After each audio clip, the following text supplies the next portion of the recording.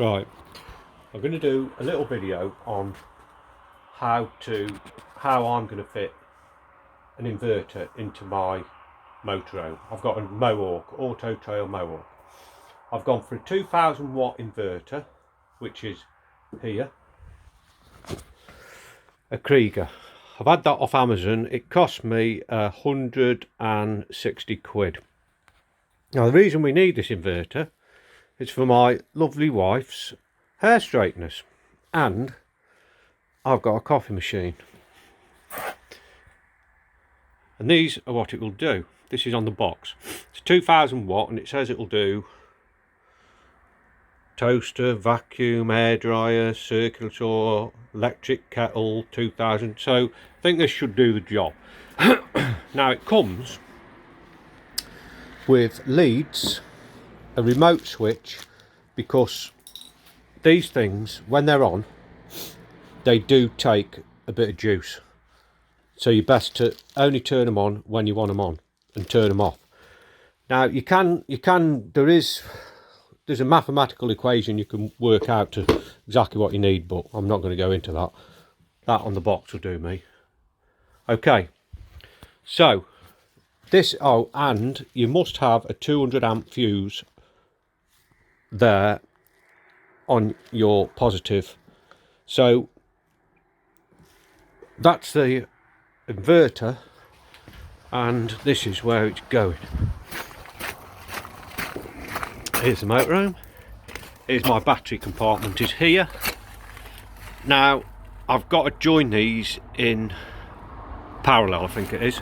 So basically we've got to have the two positives joined together, the two negatives joined together, and then when you take the power from here to the inverter, you go off a positive off one battery and a negative off the other, and that means that you're not draining one battery, it's the power's coming across the two.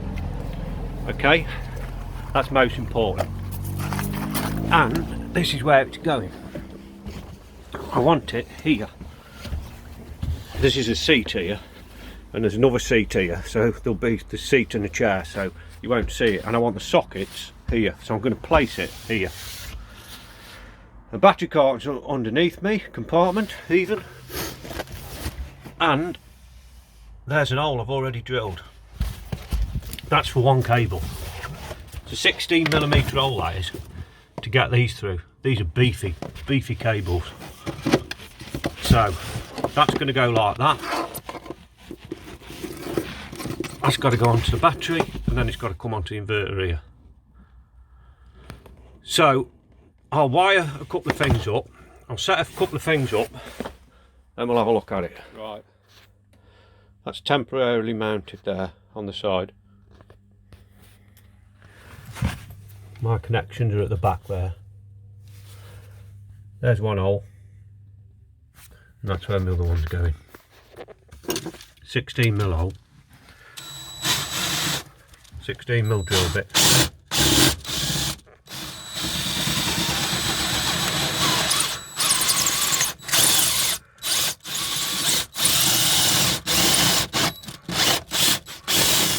Straight through into my battery box. Now that one's going to go in there, positive,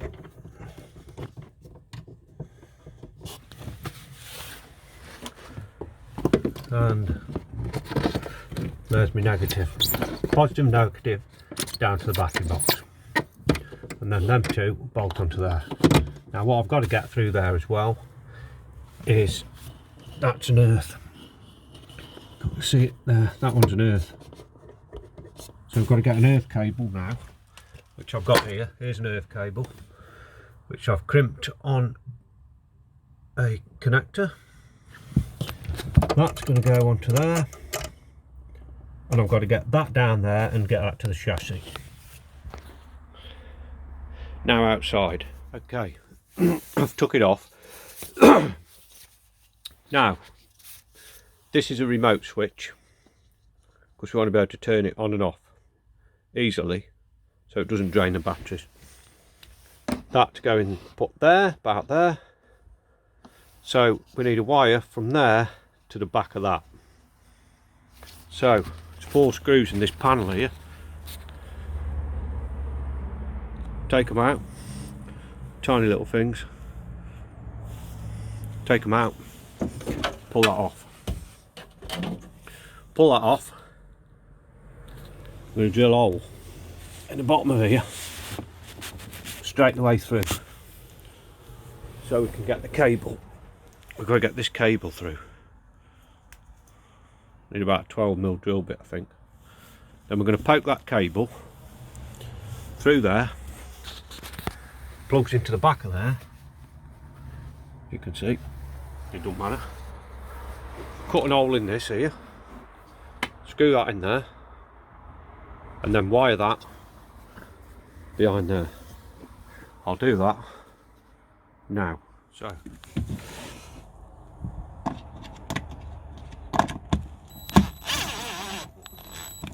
drilled hole, cut a hole in there with multi-tool, one of them. Just cut a square hole, dead easy.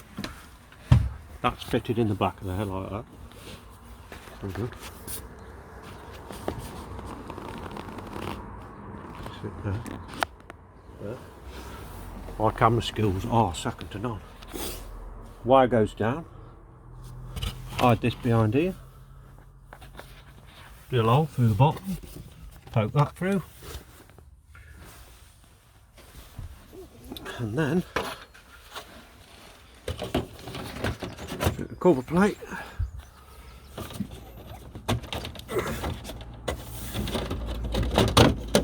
And it's all hidden. All hidden. I'll screw that on now. Can't see any of that. Got a little wire coming through there. And your control is there. Nice and neat. Plug that, screw that back on the thingy, plug it into there, screw that back. That really is all done. Okay, right. Now don't beat me up about the size of these wires. That's all I've got. I've got some on coming from eBay.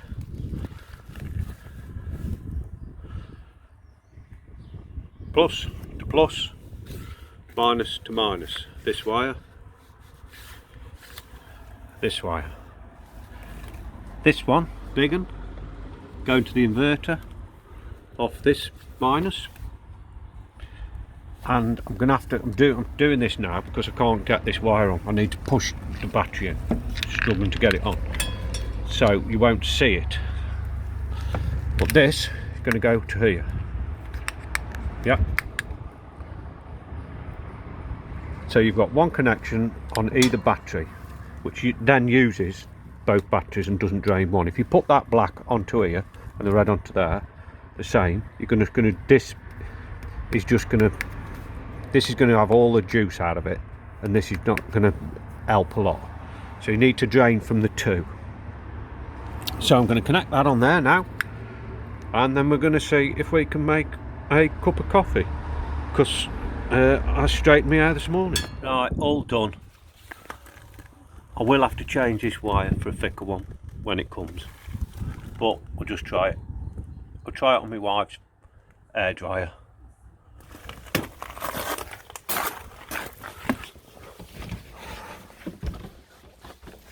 It's all fitted back, no wires to be seen, and there's a little controller there, that turns it on. We go down here. This is hair dryer, 1000 watt hair dryer this is. And we remote switch on. We're on down there. Turn her on.